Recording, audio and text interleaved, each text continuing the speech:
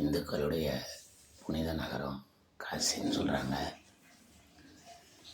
அதையும் ஒரு முறை பார்த்துடலாம் அப்படிங்கிற மாதிரி தான் இங்கே நான் 28ஆம் இரவு சென்னையிலேருந்து கிளம்பி இங்கே 28ஆம் இரவு ஒரு 10 மணிக்கு வந்துட்டேன். ஏர்போர்ட்லேருந்து காசி உள்ள கொஞ்சம் தூரம் இருக்குது. அதுவே டிரான்ஸ்போர்ட் ஃபெசிலிட்டிஸ் அவ்வளோவா இல்லை, இருக்குது. இருந்தாலும் அந்த காசிக்கு போகிறதுக்கு அவங்க 700 800 அப்படி கேட்குறாங்க. நார்மல் ப்ரைஸ் 600 650 அப்படிங்கிறாங்க.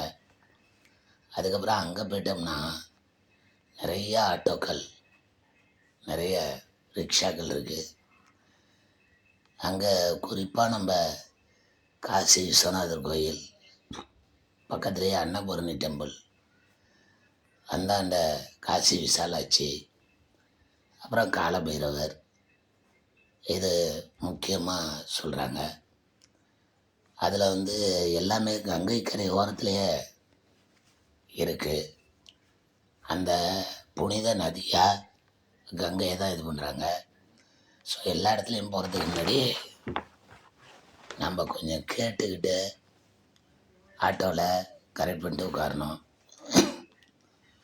ஆட்டோக்காரவங்க 200ங்கிறாங்க, ஒரு இறங்கும்போது ஒரு ஆளுக்கு 200 அப்படிங்கிறாங்க. மற்றபடி மொழி பெரிய பிரச்சனை இல்லை. மேக்சிமம் எல்லா இடங்கள்லேயும் ஹிந்தியில் மட்டும்தான் போர்டு இருக்குது, இங்கிலீஷில் இல்லை. அதே மாதிரி நிறைய அங்கே பேசுகிறவங்க ஹிந்தி தான் பேசுகிறாங்களே தவிர இங்கிலீஷ் புரிஞ்சிக்க மாட்டுறாங்க. இருந்தாலும் நம்ம அட்ஜஸ்ட் பண்ணலாம். சாப்பாடு பொறுத்தவரை ஒரு மேட்டராக இல்லை. அன்னபூர்ணி கோயிலில் சாப்பாடு, அதே மாதிரி வெளியில் ரொட்டி பூரி இதெல்லாம் 10 ரூபா 20 ரூபா அவ்வளோதான். அதே மாதிரி இட்லி கிடைக்குது. இட்லி ஒரு இட்லி 10 ரூபா தான். சாம்பார் சட்னி எல்லாம் கிடைக்குது. அதே மாதிரி போட்டிங் போகும்போது கேட்டுக்கிட்டு போட்டில் ஏறணும். 2000 ரூபா 5000 ரூபா அப்படிலாம் சார்ஜ் பண்ணுறாங்க. மோட்ரு போட்டில் ஒரு ஆளுக்கு 100 ரூபாங்கிறாங்க. ஏறி 64 படித்துறையும் சுற்றி காமிச்சிட்டு வர்றப்ப அது தனியாக சார்ஜ் பண்ணிடுறாங்க. ஸோ இதெல்லாம் இருக்குது. நான் இன்றைக்கி பார்த்துட்டு மிச்சதாக அப்புறம் நான் போஸ்ட் பண்ணுறேன்.